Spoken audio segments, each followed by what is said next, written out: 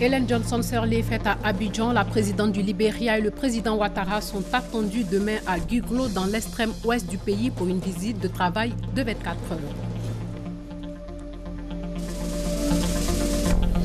L'activité postale en Côte d'Ivoire sera plus dynamique et plus compétitive. Pour y arriver, les services des bureaux de la Poste vont être renforcés. Le ministre de l'économie numérique et de la Poste l'a lui-même annoncé aujourd'hui. Au Burkina Faso, les populations encore sous le choc aujourd'hui après l'attaque djihadiste contre sa capitale Ouagadougou. 29 personnes ont trouvé la mort dans cet attentat terroriste. Les opérations de ratissage se poursuivent. Madame, Monsieur, bonsoir.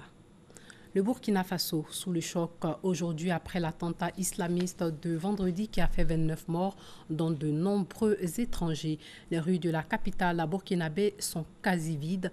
Les forces de l'ordre étaient en action ce matin même à Ouagadougou. La sécurité et le contrôle des hôtels ont été renforcés. Le récit de Christelle Menant.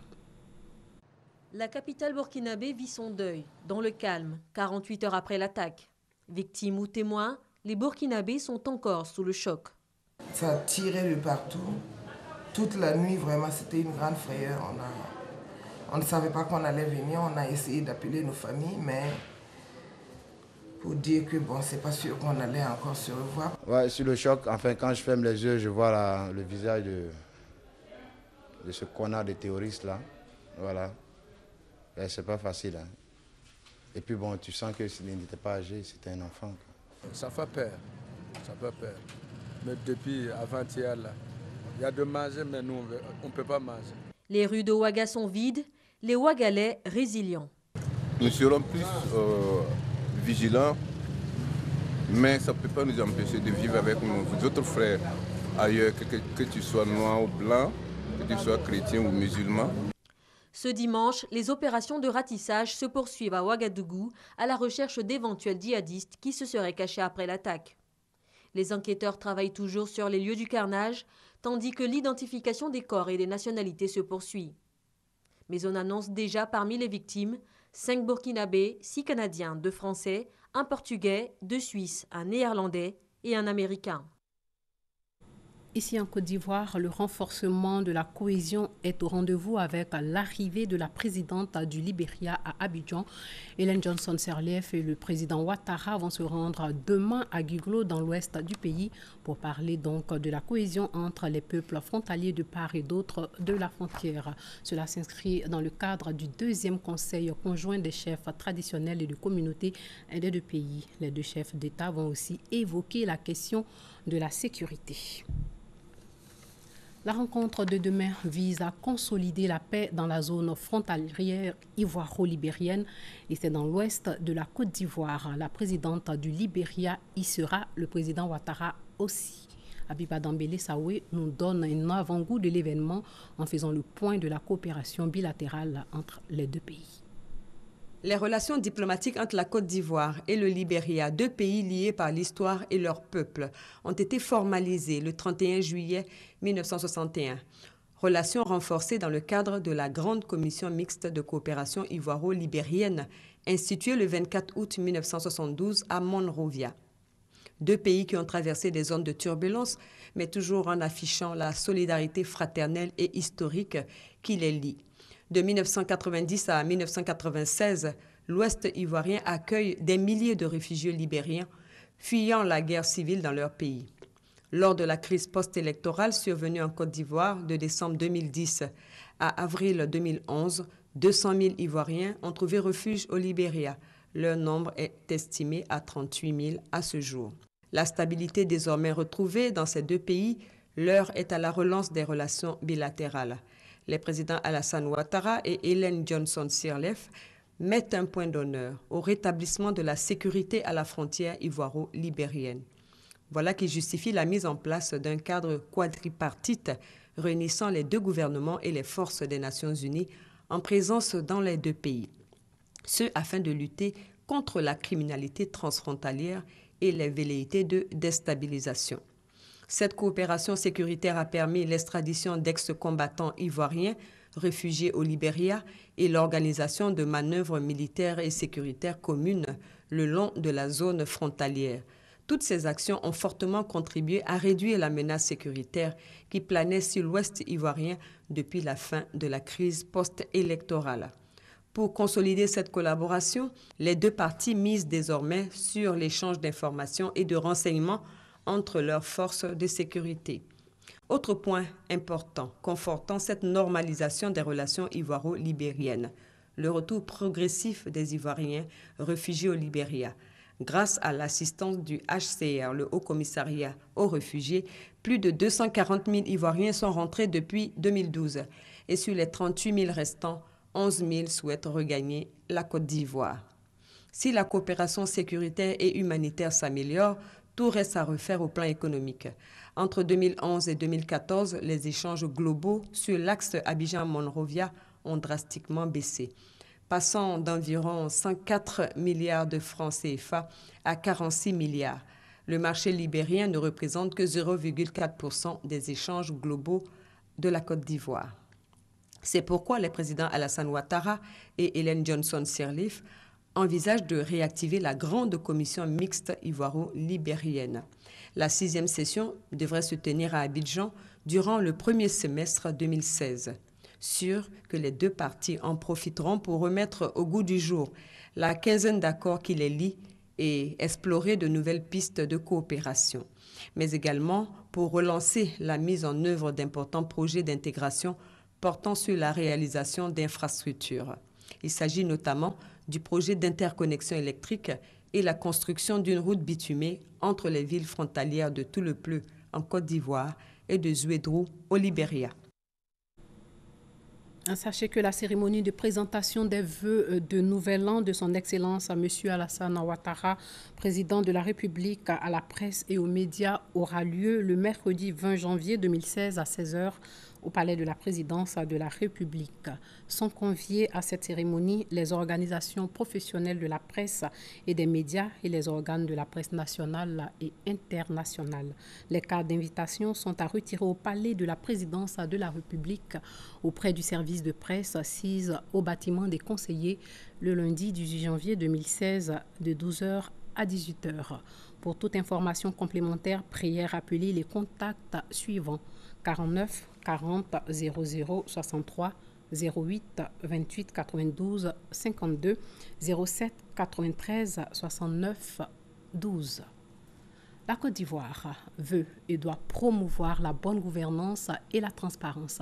Le pays et le mécanisme africain d'évaluation par les pairs viennent de signer une convention pour permettre à la Côte d'Ivoire d'être évaluée par cette structure d'évaluation internationale. Le reportage de Eric Gori.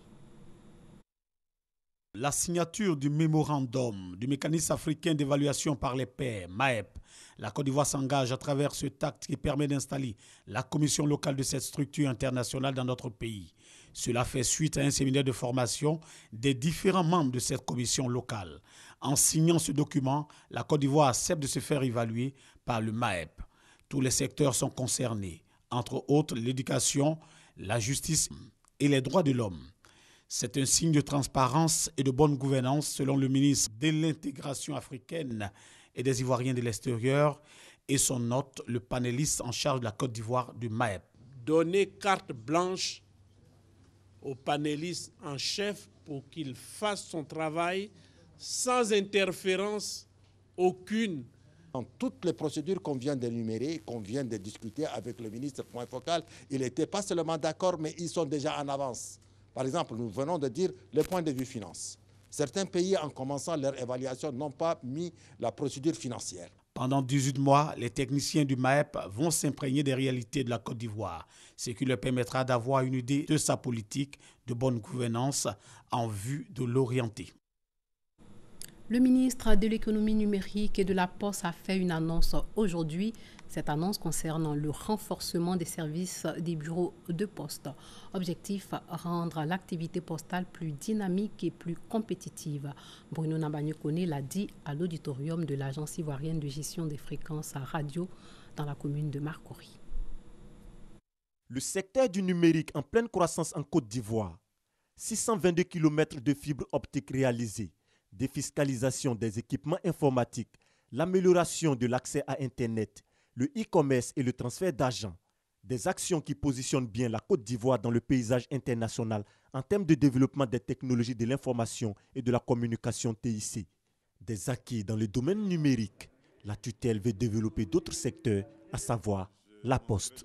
Il est question de renforcer les services afin de rendre la poste plus dynamique et compétitive.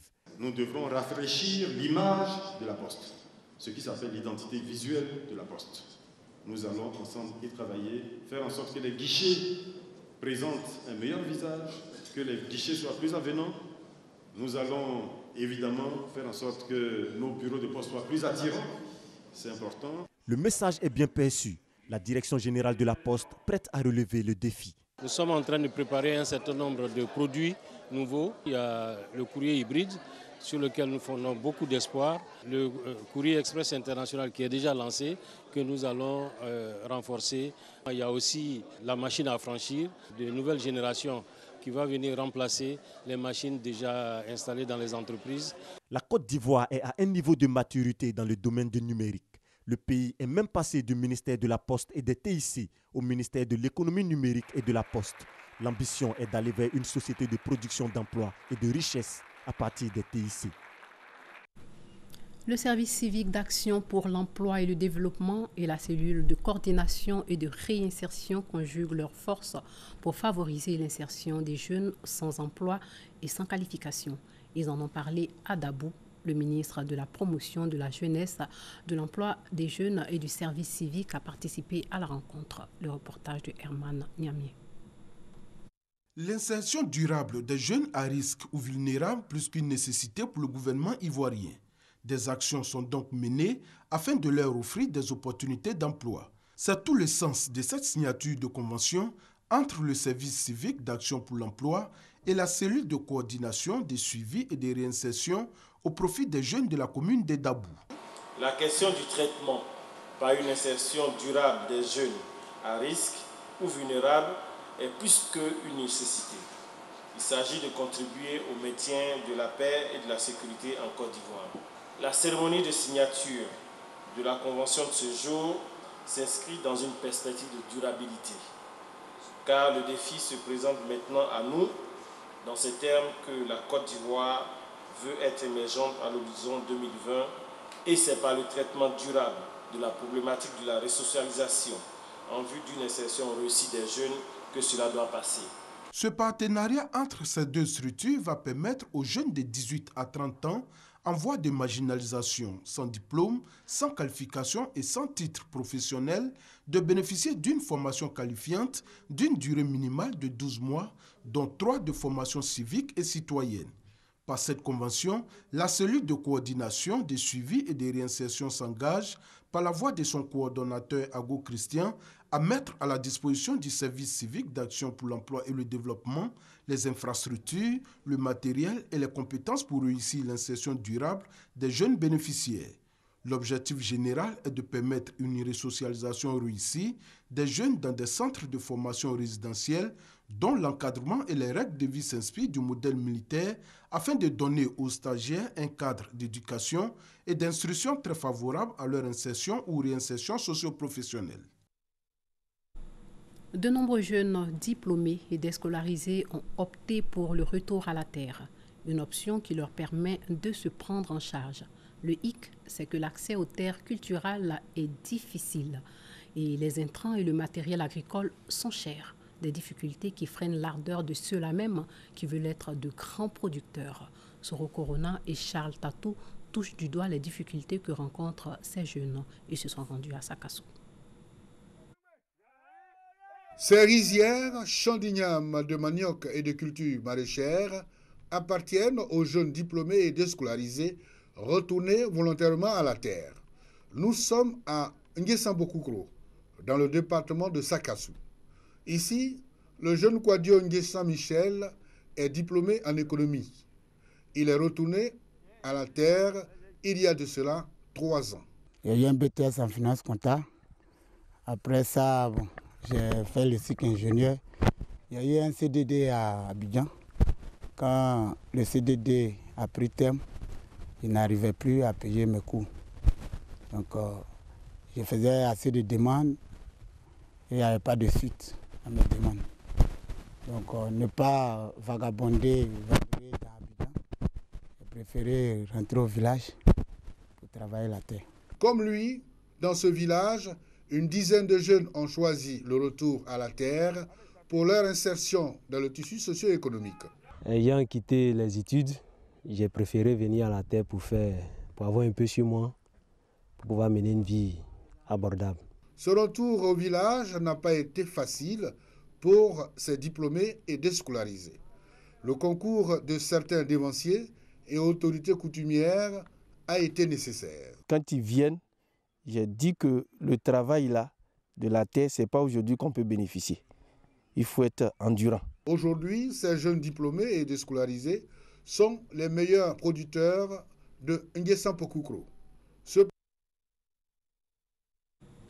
La 102e assemblée plénière de la conférence des évêques catholiques de Côte d'Ivoire va se tenir demain et va s'achever le 24 janvier prochain. 15 diocèses vont participer à cette rencontre qui a pour thème famille comme lieu d'éducation à la vie et à la paix. Grâce Kando nous parle de l'événement.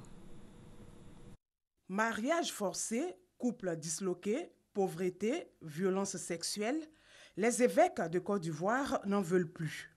Pour apporter sa contribution à la lutte contre ces maux qui minent la cellule familiale, la conférence des évêques catholiques de Côte d'Ivoire décide de se réunir à Daloa pendant une semaine. Thème central, famille comme lieu d'éducation à la vie et à la paix. L'institution familiale pour l'Église, pour tous les pasteurs, pour tous les croyants, c'est une institution divine et donc c'est une valeur qui demeurera pour toujours. Et donc nous avons le droit et le devoir de défendre cette institution familiale. On n'a jamais de solution miracle, on ne fait que mettre l'homme, la femme sur une piste de réflexion et sa conscience l'amènera à prendre une décision. Cette rencontre, la 102e du genre, sera aussi l'occasion de traiter des questions pastorales, théologiques et sociales. Le nonce apostolique qui est le représentant du Saint-Siège en Côte d'Ivoire rencontrera, comme à l'accoutumée, tous les évêques de Côte d'Ivoire qui seront présents à cette assemblée. Et c'est beaucoup de travaux en plénière que d'autres préoccupations de l'Église, de la vie des évêques qui seront abordées. L'assemblée plénière des évêques se tiendra du 18 au 24 janvier prochain. Elle verra la participation de tous les diocèses de Côte d'Ivoire. La basilique Notre-Dame de la Paix de Yamoussoukro reçoit de nombreux visiteurs chaque année. Tenez, en 2015, ce sont plus de 170 000 personnes qui se sont rendues là-bas. Religieux, touristes, curieux, en tout cas, ces visiteurs partagent le même sentiment, la satisfaction à la fin de la visite. Visitons la basilique Notre-Dame de Yamoussoukro avec Eugène Atoubé. La basilique Notre-Dame de la Paix de Yamoussoukro, dans toute sa majesté, sa splendeur, reçoit ses visiteurs. Nous sommes samedi matin.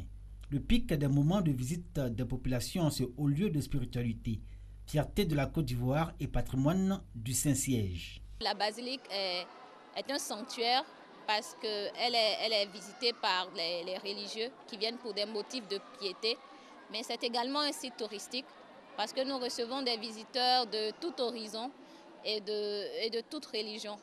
Donc la basilique a les deux statuts, sanctuaire et site touristique. Chaque jour de la semaine, la basilique Notre-Dame de la Paix reste ouverte au public. C'est surtout le week-end, samedi et dimanche, que les visiteurs sont plus nombreux. Une centaine de personnes par jour en moyenne, selon les responsables en charge de la gestion du site. Parmi eux, des enfants, des femmes et des hommes venus découvrir la beauté du lieu et l'immensité de l'ouvrage pour s'en faire un souvenir inoubliable et pour beaucoup d'autres, rendre hommage au génie de son bâtisseur. C'est la manière que l'Éternel a aidé notre président Oufé-Boigny de construire cette basilique. C'est ça qui me pousse à venir ici. Voir comment Dieu les a utilisés pour essayer de déposer ces magnifiques trucs sur la terre. C'est vraiment quelque chose d'incroyable, de tout à fait exceptionnel. C'est assez magique. Si la basilique de Yamoussoukro, réplique de Saint-Pierre de Rome, attire par son gigantisme, frappe et séduit par son luxe satrapesque à l'intérieur, elle reste toutefois fidèle à sa vocation spirituelle. Une bonne partie de ceux qui fréquentent les sanctuaires avec assiduité reste la communauté catholique, fidèle venue pour la messe ou en pèlerinage, dans une démarche de piété et d'approfondissement de leur foi. Nous venons et notre Père évêque vraiment nous enseigne. C'est purement spirituel parce qu'un homme qui vit sans la spiritualité, sans la foi en Dieu, vraiment est vulnérable. Nous avons deux choses ici. Il y a la beauté, côté artistique et côté spirituel. Les artistes, ce qu'ils ont mis, l'architecte, ce qu'ils ont mis en place, c'est ça qui attire les gens et qui dirige aussi leurs esprits vers le côté spirituel. Surtout en cette année où nous vivons l'année de la miséricorde divine. Fidèles pèlerins, visiteurs et touristes ressortent toujours des sanctuaires de la basilique Notre-Dame de la Paix de Yamoussoukro avec un double bénéfice. D'abord, celui d'avoir puisé à la source de l'amour et de la paix. Ensuite, la découverte de l'histoire de la construction de cet ouvrage dédié à la gloire de Dieu et d'un homme, Houphouët-Boigny, grâce à qui cette basilique a été construite. Parlons biodiversité, l'OIPR vient de mettre en place un projet dénommé La Corena, la conservation des ressources naturelles en vue de préserver la biodiversité du parc national du Mont Sangbé. La direction de la zone ouest de l'Office ivoirien des parcs et réserves veut ainsi impliquer la population dans la gestion durable et efficace du parc. Ben Touré, Christelle Menant. Le parc national du Mont Sangbé, près de Mans, à l'ouest du fleuve Sassandra, a une superficie de 95 000 hectares. Éléphants, buffles, antilopes, singes vivent au pied de ces 14 sommets longs de plus de 1000 mètres. Une biodiversité foisonnante, un atout touristique que l'Office ivoirien des parcs et réserves veut valoriser et protéger face à la menace du braconnage et du déboisement. Pour 2016, un plan annuel d'activité du parc national du Mont Sangbé a été adopté. Il s'inscrit dans un projet de conservation des ressources naturelles Corena, financé par le C2D, le contrat de désendettement et de développement, à hauteur de 3 milliards de francs CFA. Deux objectifs majeurs sont recherchés, la relance de la gestion durable du parc national du Mont Sangbé et la participation inclusive de la population riveraine dans la conservation du parc. Après un an de mise en œuvre du projet Corena, la direction de la zone ouest de l'OIPR note des motifs de satisfaction. Toutes les activités planifiées ont été effectivement mises en œuvre. Le bilan fait ressortir un niveau de réalisation de plus de 70%. Le projet Corena ne se résume pas qu'au Mont Sangbé, il étend sa couverture sur tous les autres parcs et réserves du pays, y compris les 90 forêts classées ivoiriennes. Enveloppe globale, toujours dans le cadre du C2D, 10,8 milliards de francs CFA. La Fondation Children of Africa a remis des prix aux meilleurs élèves à l'entrée en 6e session 2015 de la commune de Bingéville. La Fondation a aussi distribué des kits scolaires à toutes les écoles primaires de la circonscription administrative de la commune de Bingéville. Le reportage de Serge Coléa. La Fondation Children of Africa récompense les meilleurs élèves à l'entrée en 6e session 2015 issus des 45 établissements primaires de la circonscription administrative de Bingéville. Ils ont reçu des fournitures scolaires et des dons en espèces. La Fondation Children of Africa apporte ainsi son soutien au mouvement Akwi Gemenfeto, initiateur de ce prix. Kaboré Cyril, avec 164,82 points sur 170, a obtenu le premier prix. Il bénéficie de fournitures scolaires et des montants de 100 000 francs CFA. Aujourd'hui, je suis heureux. Je pense à leur dire merci. Pour Jean Ahin, cadre de Bingéville et président de l'organisation Akwi Gemenfeto, cette cérémonie vise à inculquer aux enfants les valeurs du travail. J'ai pris l'initiative de donner quelques petits moyens à des gosses qui vont en 6e. Et pour qui ce n'est pas évident que les parents puissent répondre. Donc quelques livres, quelques cahiers, un peu de sous pour qu'ils démarrent leur année de bonne façon. En leur disant vous êtes les meilleurs, restez les meilleurs, peut faire tilt dans leur tête et les amener à rester de grands travailleurs. Cette cérémonie de récompense dénommée la liste A1 est aujourd'hui à sa 8e édition. 5 structures sanitaires du Tombri viennent d'être réhabilitées à hauteur de 140 millions de francs CFA. Ce sont des dispensaires, des maternités. Le reportage de Eve Boué pour mieux nous expliquer tout cela. Au total, ce sont 5 structures sanitaires qui ont bénéficié d'une réhabilitation entière. Le centre de santé de Sémian dans le district sanitaire de Kubli, les dispensaires des villages de zone Egbenta dans le département de Danané et les dispensaires de Glepleu et Bientro 2 situés à Zogne. Ces centres de santé, totalement en ruine, aujourd'hui ont fière allure. Logement d'infirmiers réhabilités, forage d'eau, latrines modernes, unité de gestion des déchets médicaux construits, équipements en énergie solaire et en matériel biomédicaux. Une action de l'ONG International Rescue Committee IRC qui a pour but d'améliorer l'accessibilité des services de santé aux populations, notamment les femmes et les enfants de 0 à 5 ans. Coût global des investissements, plus de 138 millions de francs CFA. Un véritable soulagement pour les populations bénéficiaires. Aujourd'hui, je travaille 24 heures sur 24 heures. Quand j'arrive, il y a la lumière. J'ai un lit d'accouchement. Quand on regarde l'hôpital même, on dirait on va venir dormir à terre ici. C'est très bien réhabilité. On n'accouche plus dans la brousse, dans la main des vieilles femmes avec leurs médicaments. Façon là, c'est à l'hôpital maintenant que nous venons. C'est un grand soulagement. Parce que nos inquiétudes aujourd'hui, c'est la réhabilitation de tous les centres qui sont souffrants, c'est l'équipement, c'est les moyens logistiques. Et avec l'appui de IRC, non seulement on a ces appuis en termes d'infrastructure et de logistique, mais même dans le fonctionnement, les agents sont appuyés pour mener à bien les activités en stratégie avancée comme mobile. Effectivement, les responsables de ce projet, à la remise officielle de ces infrastructures, ont traduit toute leur volonté de faire plus encore pour les années à venir. En 2016, ces actions vont se poursuivre et être encore plus renforcées. Notamment, nous allons pouvoir doter ces structures de santé de matériel roulant. Ce projet de renforcement du système de santé s'inscrit dans le cadre du contrat de désendettement et de développement C2D signé entre la Côte d'Ivoire et la France. Des experts de la santé réfléchissent sur la redynamisation du système sanitaire en Afrique.